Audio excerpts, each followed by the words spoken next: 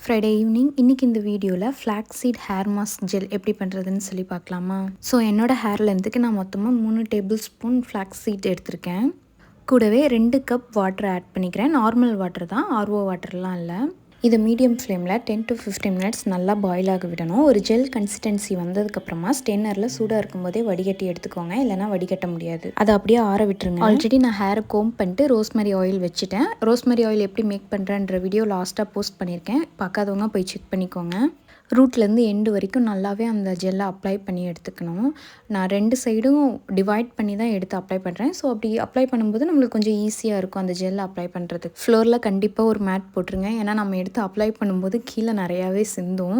உங்களோட ஹேர் லென்த்துக்கு தகுந்த மாதிரி நீங்கள் ஃப்ளாக்ஸ் சீட் எடுத்துக்கோங்க. உங்களுக்கு மீடியம் லென்த்து தான் அப்படின்னா 2 டேபிள் ஸ்பூன் போதும். ஹேரில் நல்லா அப்ளை பண்ணதுக்கப்புறமா ஒரு 10 to 15 மினிட்ஸ் நல்லா ட்ரை ஆகணும். அதுக்கப்புறமா மைல்டு ஷாம்புவில் ஹேர் வாஷ் பண்ணிக்கோங்க. இந்த மாதிரி ஹேர் கேர் டிப்ஸ்க்கு பேஜை மறக்காமல் ஃபாலோ பண்ணிக்கோங்க.